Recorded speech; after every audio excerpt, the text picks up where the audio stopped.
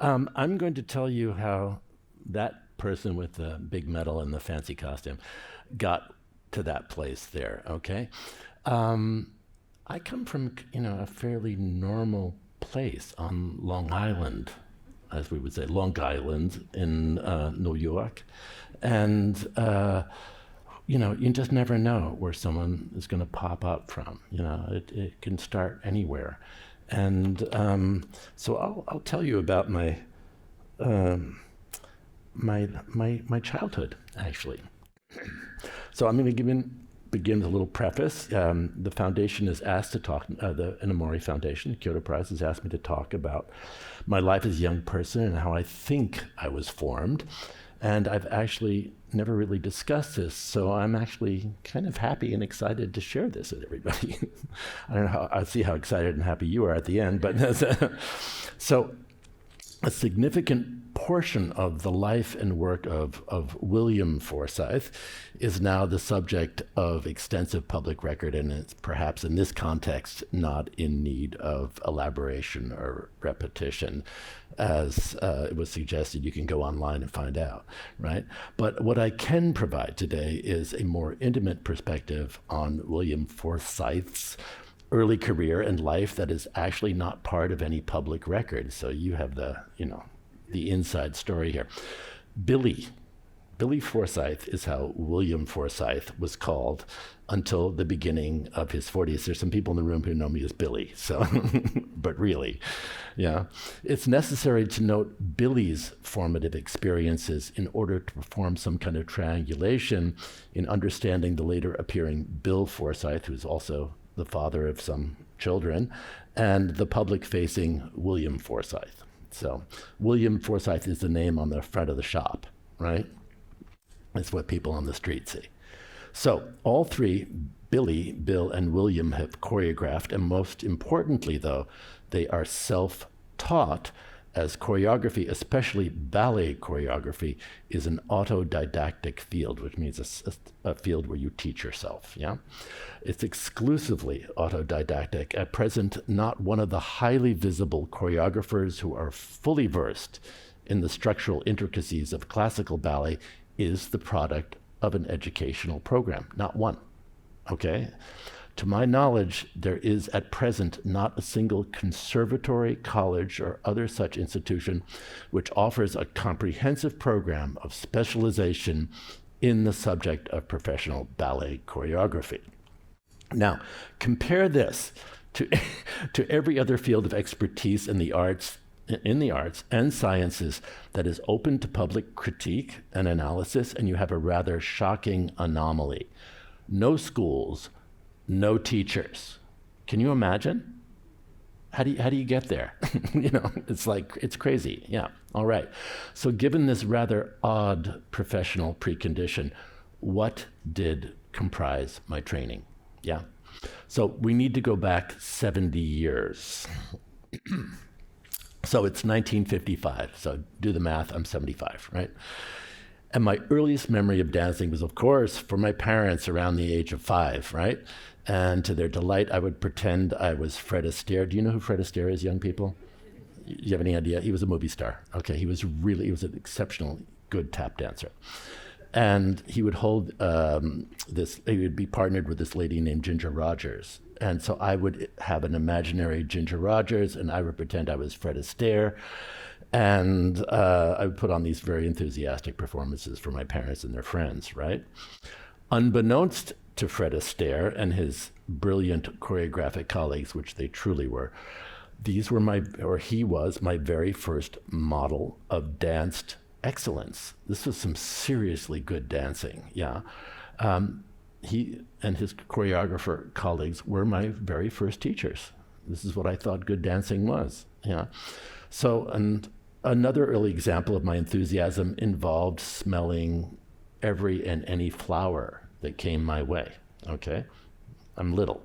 It also involved talking to those flowers, and as you might suspect, on occasion, since the title of the thing is Sometimes I Kiss Flowers, I would kiss them, yeah? I might still occasionally kiss flowers, yeah. They're like children, As a child, nature did not feel separate. And this connection was encouraged by my mother, who always shared her own fascination with flowers and nature. And as soon as I had the dexterity, she taught me to actually arrange flowers for the household. Now, these arrangements were, I believe, my very first conscious foray into the domain of aesthetics. Yeah, you have a composition there. I'm like, okay.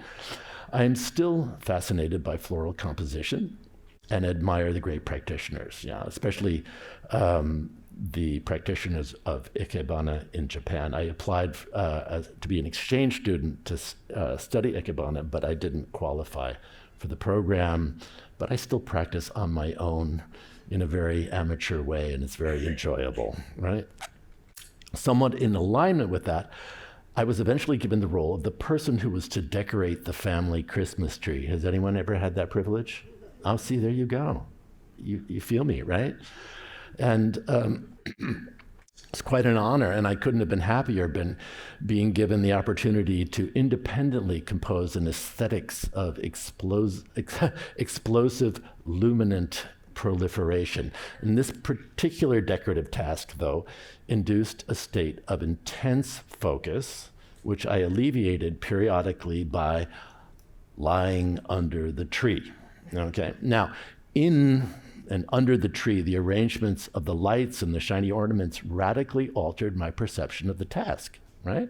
So I would alternate standing in front of the tree and then lying under the tree to compose the results I was aiming for.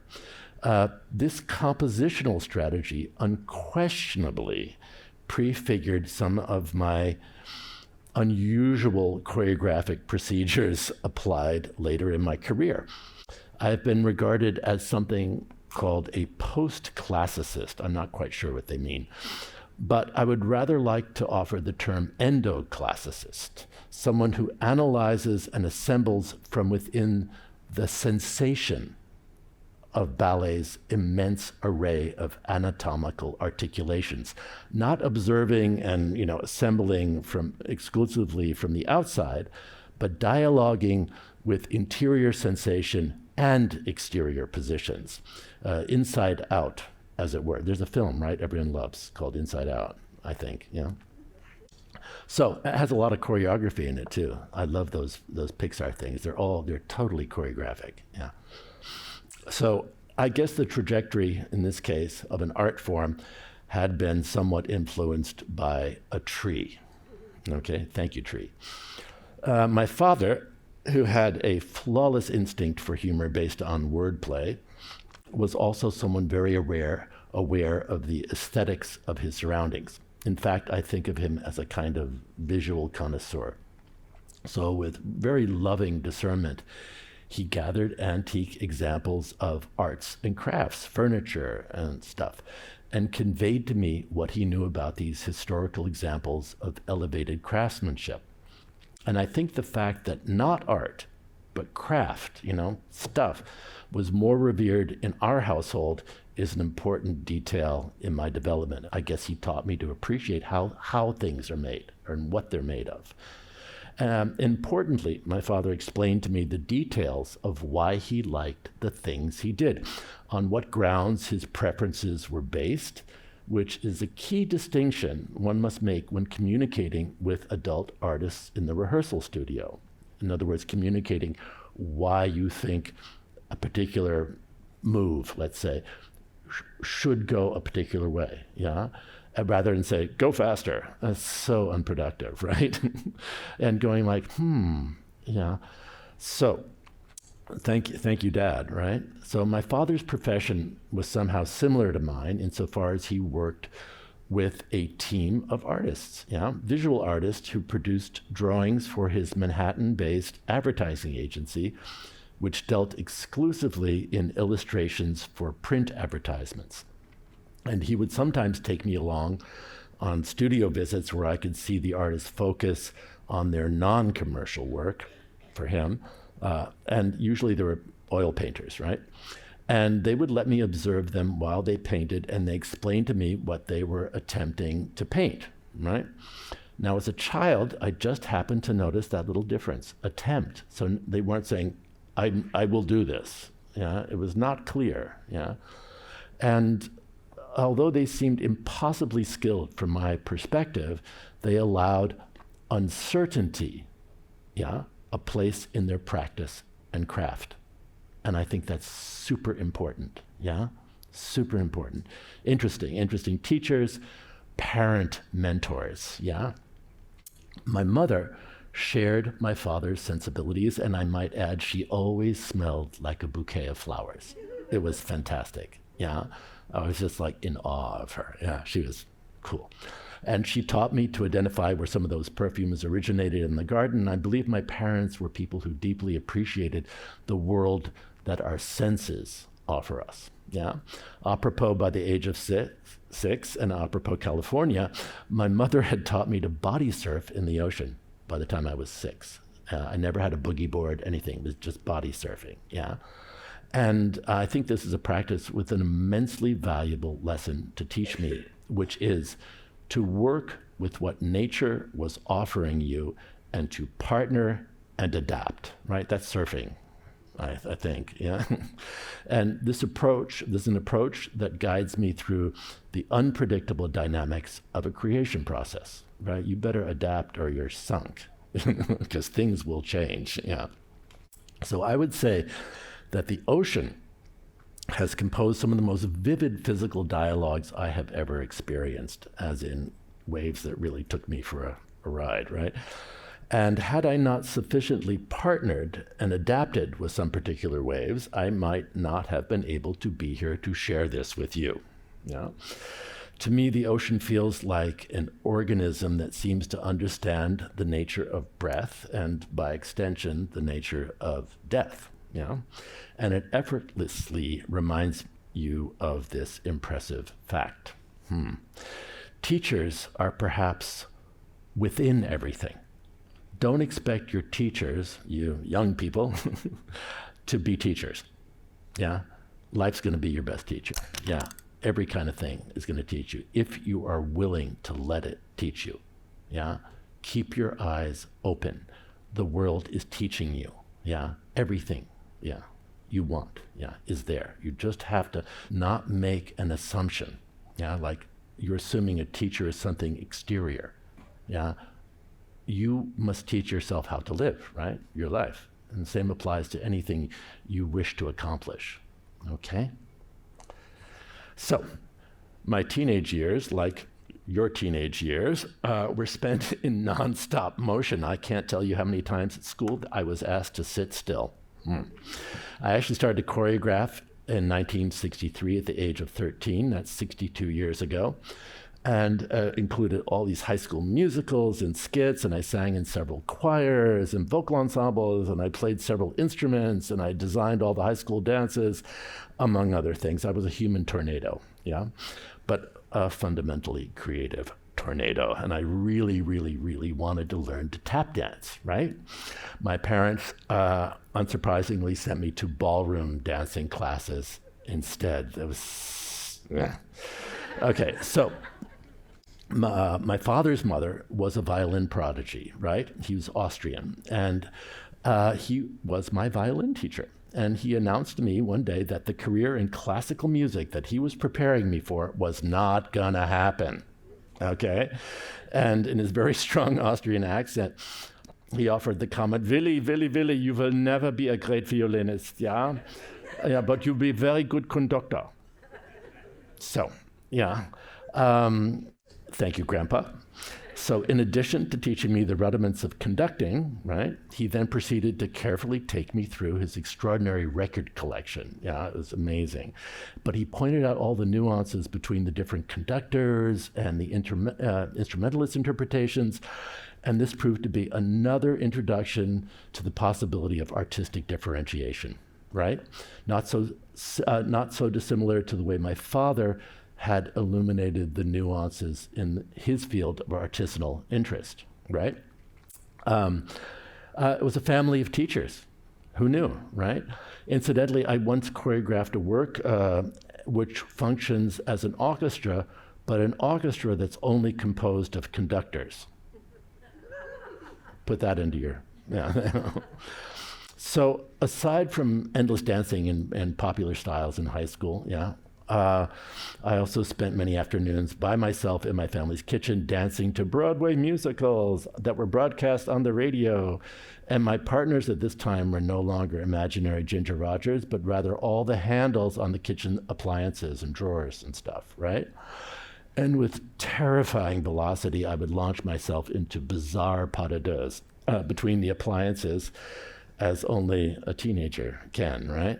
So perhaps unsurprisingly, though, the dynamic similar to the push-pull mechanics of these kitchen duets was later introduced to as a unique component of the partnering work that would appear in the ballets, like In the Middle, Somewhat Elevated.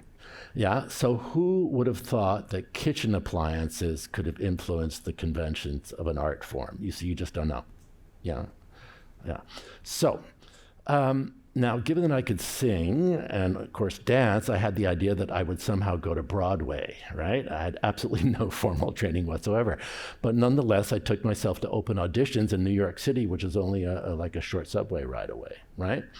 So in one memorable audition, the choreographer demonstrated something, and I expressed tremendous delight. I was like, whoa, what was that? And now the group of rather weary professional dancers in the room laughed because I thought I was being ironic, right? They thought I was joking. And I said, no, what was that? It was really cool. To which the choreographer replied, young man, that was a pirouette. Yeah. I was, of course, immediately sent out of the audition, right? So I had no idea how one could learn this very cool move, a pirouette. So instead, I threw myself into club dancing. I had like a fake ID. I'll you know what I mean? I got in. And but these were the very first iterations of what were called discos. Yeah, at the disco, doesn't that sound so 80s? But this is like the 60s, right? Yeah. And albeit, so at the disco, I persevered in a very ferocious competitive dance environment, right? Until I was actually allowed to dance, albeit briefly, solo on the raised central podium. This intimidating experience in public appraisal actually helpfully modeled the future realities of offering invention for public scrutiny. We all know how lethal we can be in high school in criticizing each other's dancing, right? Like, be honest, right? Yeah, come on. Yeah. So now we'll jump back 10 years, okay? We're jumping all over it. This is, that was the late 60s, and this is back in 1957, and my father had begun to very subtly retract into the recesses of Parkinson's disease. It's not a good disease. When I was 7 years old. Only 12 years later was this fully apparent, as a diagnosis for early onset Parkinson's was not available in 1957, and my father, sensing that something was deeply wrong, sought help in a religious approach to healing, as his physicians had only offered tranquilizers to address his symptoms, which is shaking. Yeah. So his particular, or the religious approach that he adopted, did not believe in the efficacy of doctors, or actually in the reality of bodily disease, or the reality of the body. Okay, or in fact, according to that doctrine, all conceptions of reality that posited it as real were fundamentally erroneous. They were wrong. Okay. Now, although in some contexts, some of these arguments might be legitimately debated, they are not necessarily subjects for 7-year-olds. Okay? Just, I think it's a bit much, it overloads them. But the confrontation with these concepts provided me with my first introduction to a philosophical provocation. Like, what do you mean I'm not real, right? I was like, I'm real. So the shock of this challenge to my existence introduced a novel mode of mentality, which required a different kind of agility, mental agility in mental space. So this moment is key to understanding Bill, who, when he appears later in life, was already deeply enamored of the sensation of thought challenges, right? So Billy had, though, through this serendipitous encounter with an outlier belief system, had been trained to be a conceptual acrobat. right? It turned out that Billy could mentally move not only concepts, but images, objects, bodies, whatever turned out to be useful, right? So, I mean, that's good for a choreographer, I think. It's helpful. So Billy had by chance been sent to mental acrobatics class, right? Fantastic. As a side note, I still think tap classes might have been adequate. Yeah. Oh, you want to do a little mental juggling? Sure. Would you like to do it? Okay. You can do it sitting. Okay. So we're going to do a pattern, X pattern. You going to do it with me? Don't be shy. You will not be judged. Okay. Okay, you're going to go tap one knee, and you're going to go, yeah, and you're going to tap the other knee, tap, tap, shoulder, shoulder, right? So 1, 2, 3, 4. Now you're going to say red, yellow, blue, green. Let's do it again. Red, yellow, blue, green. Red, yellow, blue, green. Now we're going to rotate it one position this way. So we're going to go yellow, green, red, blue. Continue.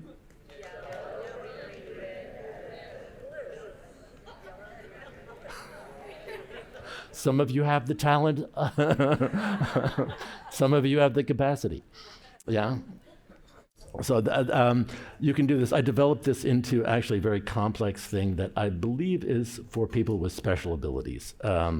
People who have the capacity to, there are some people like myself who have the capacity to move objects in space. And it is a work which you can acquire, yeah, if you can perform it without any problems, yeah. So if you can do this without any help, you own the piece, okay? Yeah. You can't sell it for money though, okay? Because you got it for free, so you have to give it for free, okay? So at home, there was lots of literature on the shelves, classics, translation, plays, a lot of poetry from different cultures. And as an American kid of that epoch, there was an endless stream of comic books. I mean, I think I'm one of the first generations of comic book readers, right? And magazines full of propaganda. It was in the 50s, yeah, post-war. New York was about to be bombed, nuclear holocaust was just around the corner. And newspapers, literature became my strongest subject in school. I really loved it. My great uncle Cornelius had been shell-shocked in the First World War and had spent the rest of his life only reading the dictionary. And this fascinated me, yeah. And I tried to emulate him, but I chose rather not to be a copycat. I chose Roget's Thesaurus, which I think really, really did help me at school, just doing that, yeah. And I still enjoy reading, and I love that thing. Do any of you use Word? Microsoft Word? They had that thing, the dictionary on the side, and you can do the thesaurus. I'm addicted to that. I love that, yeah. Very helpful. Anyway, my reading expanded into philosophy, and at the end of the 20s, I began to read philosophy at the end of my 20s, and I ended up sort of landing on Alfred North Whitehead, Ilya Prigogine, Isabel Stengers, John Dewey, and the writing of these thinkers provided invaluable templates for approaching practice. Meanwhile, back in the 50s, the black and white television, a relatively new invention at the time, can you imagine, had provided a window into the world of live broadcast, entertainment, classic movie musicals, cartoons. Oh, does anyone know Fantasia? Yeah, oh, you do? Isn't that awesome?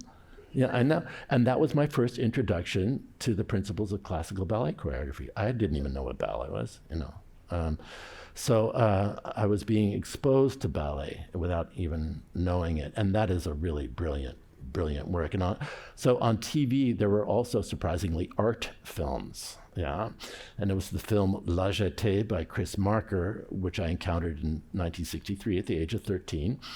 And this film preoccupied me for roughly half a century. Yeah, it functioned as a paradigm or as an example of fugally arranged visual narration, if you can imagine that. It really profoundly influenced my approach to choreographic structuring. The filmmaker Alain Resnais also contributed a similar trove of possibilities, and his film Providence exerted tremendous influence upon my work. So now we're going to skip again. 1967, I'm 17 years old. I'm being shipped off to university to study business, but instead deviously studying theater and art history. I did not tell my parents, okay? Just, you can't imagine. Yeah, so we'll skip all the details, and we'll skip the details of following my roommate to ballet class one day, right? And realizing, oh yeah, I could finally learn that cool move called pirouette, you know? And I could learn it from my really committed teacher, Crystal Long, who mentored me with an unparalleled loving ferocity. My first actual dance teacher, like yay, she was German, yeah, who one day declared in a strong German accent, yeah, Billy, you are a dancer, but you are actually a choreographer, yeah? It's like the Austrian accent, actually. Yeah, so, and I really did not understand what she meant, because I had been choreographing, as I mentioned, for several years, but I never thought of it as choreography from a formal perspective, right? You were just making dances for fun, right? So Krista, my teacher, commissioned me at 18 to make my first official public work, and it apparently resonated quite well with audience and critics. So all my previous coincidental lessons, surfing included, yeah, had somehow given me enough information to pass my first official public choreographic examination. So in this business, you're thrown into the deep end of the pool. That's it. And swim, you know. And apparently I did not drown, so here I am to, you know, tell you the tale, right? So at this moment, several ideas have taken hold. The mathiness of ballet, as my friend Teresa Ruth Howard likes to phrase it, unleashed a veritable mindstorm of recombinative possibilities. Music now became a medium for imagining logical progressions of coordinations within a precisely defined environment of consistent rules. Ballet's complex kinetic puzzles and movement strategies, ballet's kinetic puzzles and the movement strategies to solve their physics were my new teachers, right? Like the ocean wave. They allowed me to teach myself, but on their own terms, right?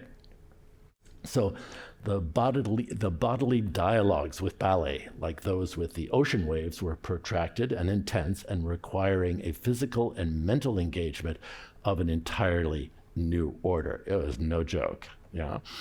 Ballet, not unlike the philosophical challenge presented to my 7-year-old self, kept reasserting its non-existence. The idea of it, which comes before the act, was a conceptualized strategy that proposed ballet, but only in theory. The enactments, these approximations of a collectively held prescription, were at the beginning utterly unsustainable. And even also later on in your career, they become utterly unsustainable, right? Ballet frequently obstructed in my body, yes, its own manifestation, yeah, behaving like a particularly unpredictable ocean wave. Ballet, it turns out, is impossible to sustain. Okay, so am I being balletic right now? Probably not, right? Am I balletic now? Yes, I am, right? But I cannot sustain this. I could not sustain this, right? I could do this for a while. You know, you could watch me struggle, yeah. But it is a process that you introduce to people. You go through it, yeah, it's a state, and I'll tell you all about it. Okay, ballet, it's impossible to sustain, and there's also no moment of synchronic kinetic unity, yeah? Like an object that could be described in all its simultaneous and constituent facets. There's no universally standardized description of reference as exists in the sciences, right? It's not like becoming a lawyer, for example, yeah? Also, so ballet isn't to be accurately or comprehensively described at the level of its enactment in its required aggregate of simultaneously different velocities of limbs, rotations, accelerations, vectors, centrifugal forces, ballistics, yeah? But the convergence of these competing forces offers the participant a kind of unique opportunity to navigate an intense environment of perceptual facts, let's say. Yeah. The work of a ballet dancer is to harness the perceptual chaos intrinsically proposed by a choreography. I'm going to say that again. The work of a ballet dancer is to harness the perceptual chaos intrinsically proposed by a choreography. In other words, choreography sort of puts you out there to fail. That's what we like about ballet, is it, that it can fail. That's what we like about sports, right? He's going for it. That makes a game interesting, right? Same thing with ballet. I'm turning. Oh, I'm not turning. You can't fake a failed pirouette. Sorry, you can't fake a failed. What do you call it? I'm not American. What do you call it when you catch the football? A catch? I don't know. How technical. I thought a receiver, is it receiver, right? Receiver, yeah. Receiver. A reception, right?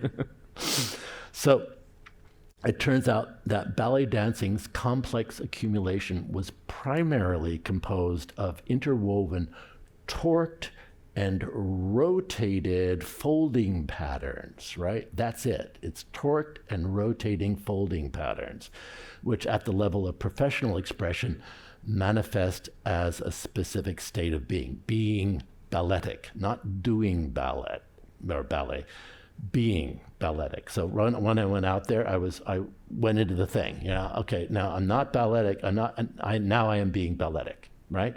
And it's a state you call up, right? So takes a few years. It's an emergent property where the behavior of the whole system can't be easily predicted or explained just by understanding its parts. Yeah, the dancer must aggregate, synthesize, and then simultaneously prioritize multiple specific proprioceptive inputs. Proprioception is what tells you, the faculty that tells you where you are in space and how you are. Like, I know how my fingers are if I close my eyes, and I know where they are. That's called proprioception. Okay. So understanding this is important because without this finely tuned, finely differentiated proprioceptive awareness, a career in dance is basically just learning differences between this, that, and being to call these differences up at any given time, while you're in the middle of a flow, And all these differences are actually the subject because they relate to certain epochs of history. At one point, this was very important. Another point, that was this. This is another class of dancing. This is seldom used in ballet, the flat hand, or the unbeveled hand, and so on and so forth. So you speak of history. Anytime you engage in the balletic state, you are an historical document to some degree, So ballet is a fine-tuned sensitivity to minute difference, incredibly fine differences. It's a specific proprioceptive state aligned with specific spatial intention. Okay, does that make sense? The dancers are going to have that. Yeah, okay, good. So in order to secure a diminishing percentage of less specific pirouettes, I left university with a scholarship to a major ballet company in New York City. It's now 1969, and I, Billy, am now 19 years old and have been studying ballet for only a year and a half, right? It was terrifying, So ballet's impression upon me was profound, and to move to the center of North American ballet in New York City during the tenure of choreographer George Balanchine at the New York City Ballet was an extraordinary opportunity. It's an understatement. Our entire global profession had been impacted by Balanchine's genius and by his dancers who expressed his ideas with astounding clarity of vision. So my first teachers, some who had worked directly with Balanchine, restricted adherence to his revolutionary innovations, and according to my teachers, there was actually no other model to study or emulate. And after witnessing the New York City Ballet's performances between 1969 and 1973, I could not have agreed more. Balanchine's work still remains for me the epitome of craft in our particular métier. Yeah. Excuse me. The vocabulary of Balanchine's work was firmly grounded in the simplicity of the academy, which I spoke about before, the rule part, yeah. But his structural choices, determined by his musicological expertise, were confounding, right?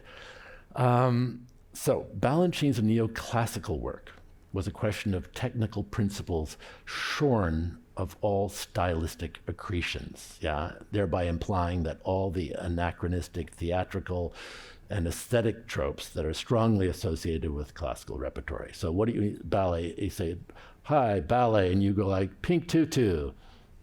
I'm like, I hate you, you know, because ballet is what you do. Yeah, it's not what you put it in.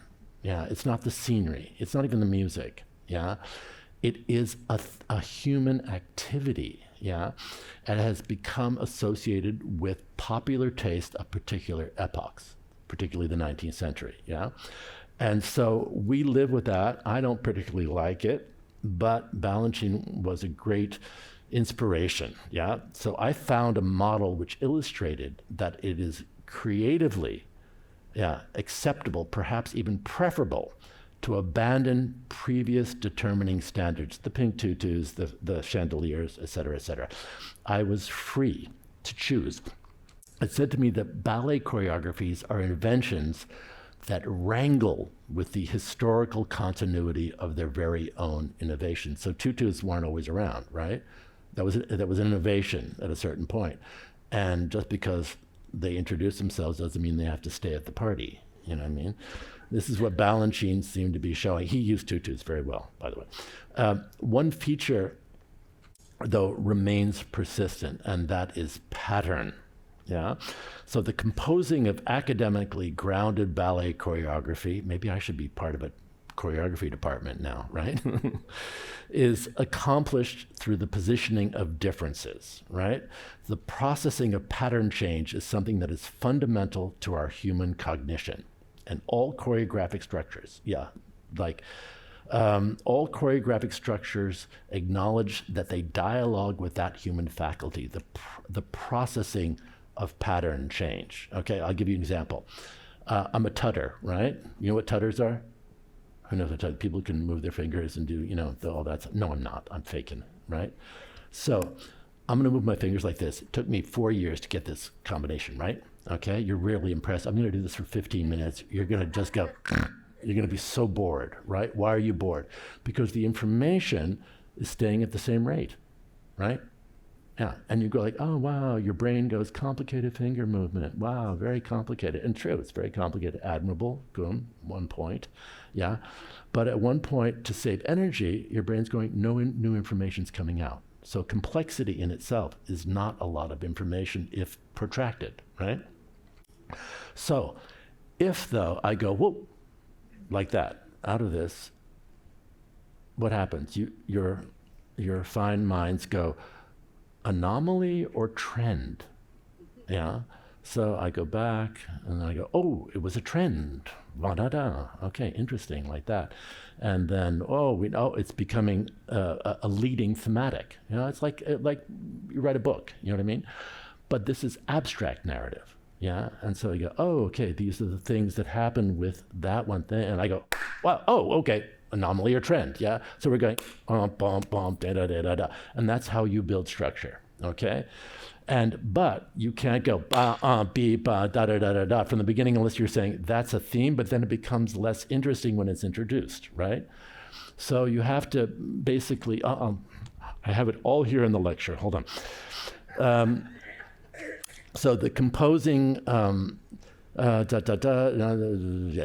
So the choreographic craft of ballet involves contrasting pattern expectation with pattern novelty, right? With surprise, so that the spectator becomes an active, acknowledged partner in the stream of events, yeah? Sustaining the audience's cognitive investment is finally a question of proportion, of structural rhythm, yeah?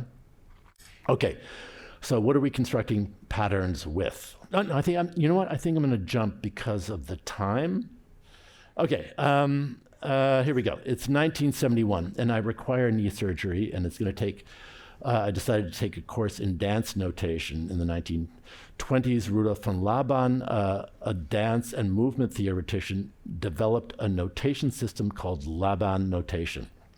It's a method of recording human movement through a system of symbols. It was fascinating to learn, but an encounter with Laban's abstract system of spatial movement assignments called space harmony was life-altering. So the very curious 21-year-old Billy proceeded to investigate if there was any degree of compatibility between the two systems he had studied, Laban and classical ballet. Well, Laban's ideas, if applied to classical processes, produced some surprising displacements and sequences which seemed to upend some of the configurative traditions of ballet practice. These configurations did not disassemble ballet, but simply revealed where historically received notions of assemblage were precisely that, historical habit, right? So, ballet, like Laban, was interested at the beginning in, was thought of as a spiritual practice, actually. They were trying to get a shortcut to God. They were thinking by using certain principles adopted from classical Greek thought, that through the movements, there would be some way to connect with universal harmony, meaning AKA God, right? And it was promoted by the church, which usually is not so body friendly, right? So it was a kind of odd moment, which is very much at the beginning. But anyway, I wasn't interested in that facet, but rather in the fact of matter, how the body registered the processing of these complex configurations that ballet has, yeah? The wave of information that the sensations of those configurations produced allowed a new feeling of knowing, okay? So in our métier, in ballet, knowing feels like something, yeah? You know something because you know what it feels like. So ballet ultimately cannot look like anything for the ballet dancer on stage, yeah. But rather the complex relationships of forms that they present are deeply imprinted, memorized sensations, yeah. Does that make sense?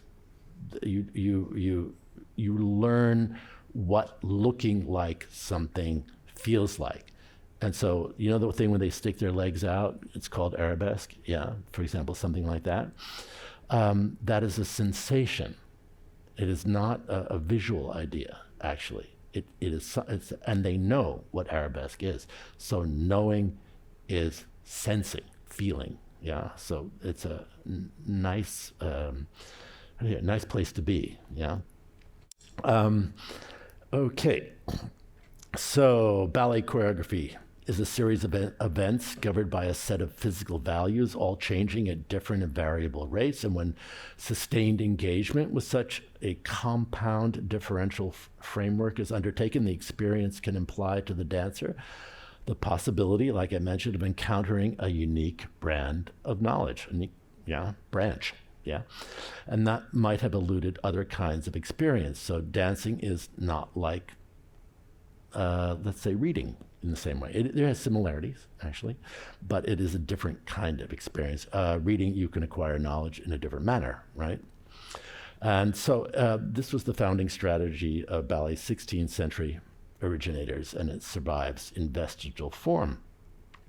Okay, I finally encountered this like 85-year-old teacher in New York, and her name was Madame Boscovich, and she was from Serbia, right?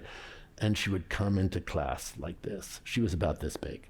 She'd come into class. She'd go, lift your leg, and like that. And she had this amazing now person my age who was her proxy, who knew all the ideas of Madame Boscovich. And her name was Cami, and she demonstrated these ideas. And what it was that Madame Boscovich had figured out, this counter-torqued épaulement. Épaulement is what you ever see dancers do this, but ballet dancers, they do this thing like that. That's the high-end skill, which is adjusting your head to the angle of your hand, hip, foot, yeah. And so she had figured out a way that this all evolved in reverse. It counter-torqued against itself backwards. It was amazing.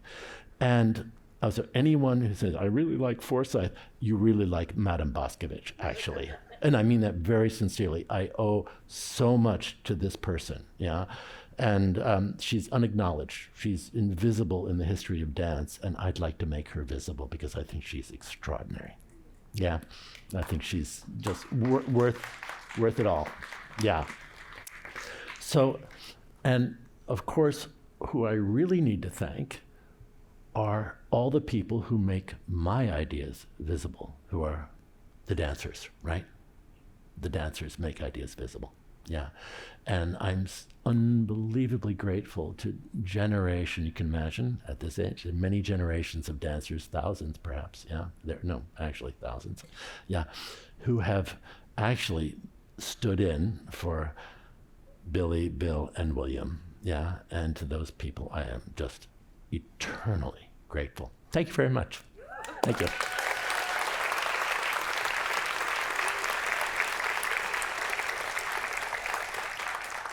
Hi, I know that we have folks here with some questions.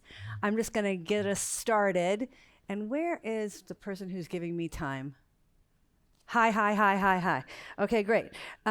They asked me, may I say Bill? Yeah, whatever you like. Okay, yeah. They asked me, Really? Bill, to give you a softball question, but I'm not going to do that.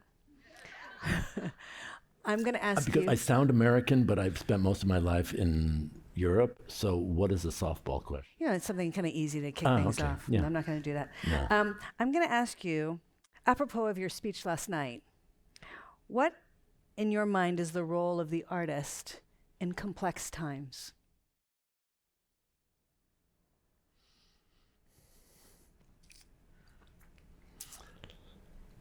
Apropos the question, I'm going to say keep the don't know mind. Yeah. I think it's important that the artist exhibit a kind of agility. Yeah, I'll say in my case, yeah. Things are moving very fast. And I think it's very important to curate mental agility when things are moving so fast right now, yeah. And that don't insist on a position. Don't insist, yeah. Just stay mobile, yeah.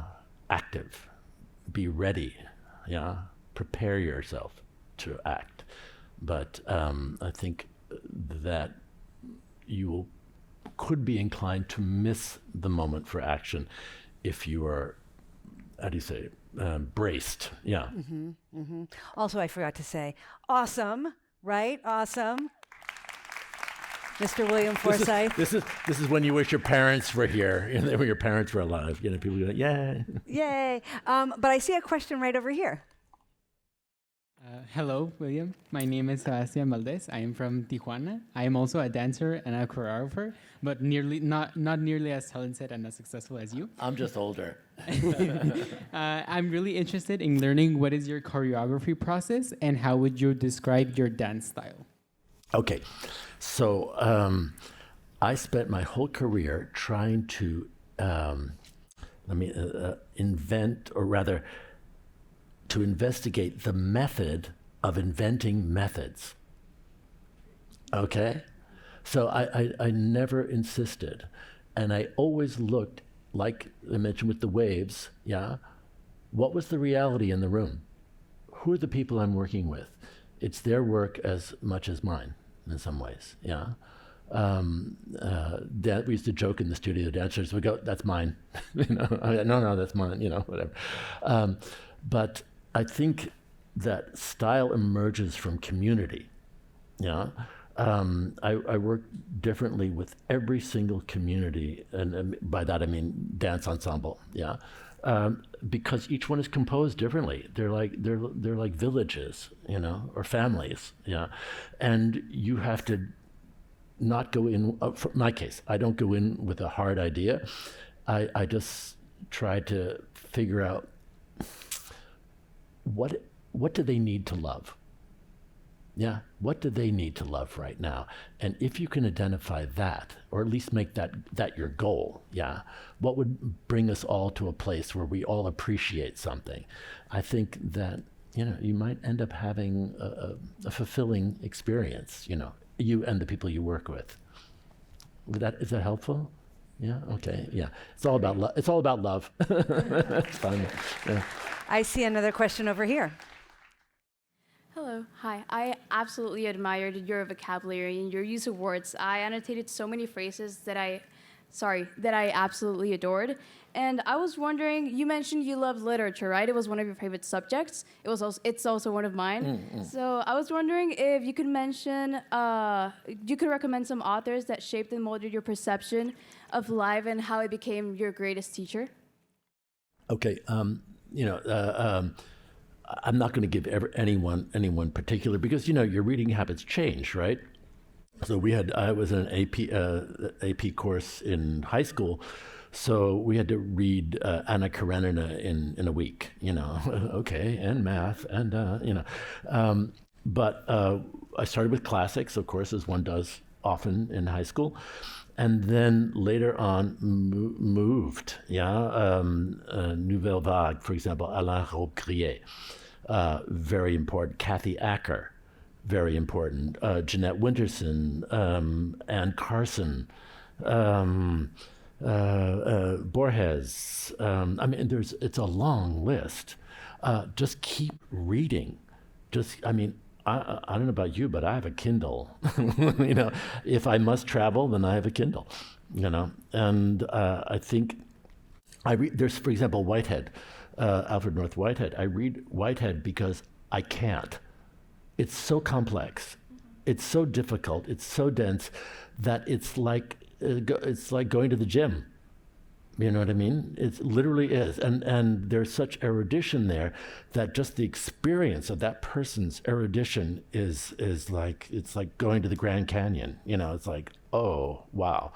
You know, a different scale of thought and capacity. So I think that in order to keep your mind, you know, fresh, you also need to change up exercises too. And so read things that are too hard for you. Yeah, I mean, seriously, you know, and see what happens. You're welcome. We've got one question over here. Hi, I'm Danny. I'm from San Diego. I've also been involved in the arts, doing theater for the last 13 years, and I speak on behalf of Eastlake High School. We had a question. Out of all the different dance styles, what drew you to ballet? Like, what made that click for you? The mathiness of it. It's like problem solving. It really is problem solving. For example, when a dancer is given a choreography, it's a problem to solve. You know, like, how do I stay on my feet? How do I not fall over? How do I do these really hard things in the amount of time given? And there's a number of, like, how can I say it? I'm going to call them rules, but things are supposed to be done a certain way, right? And to wrangle your own body into this state, you know, where these things are automated, come like that, in this particular way, that has a serious amount of cognitive investment. Dancers are smart. Dancers are smart people. I mean, that's been my experience, and I've been around a lot. Yeah, they're smart people. And so in this environment, I think everyone is, you know, working on similar problems. It's like having a big lab at a university. Yeah, everyone's working on similar problems. Yeah, and I think people have tremendous amount of empathy for the difficulties of it. Yeah, so I would say that its problematic nature is one of its most interesting parts. Yeah, so. Thank you so much. I know we all want to talk much more to Mr. William Forsythe, but we are at time, unfortunately. So let's give him a big hand. Thanks very much. Thank you. And keep in mind dexterity of body and mind. And with that, we're off. Okay, Thank off we you. go.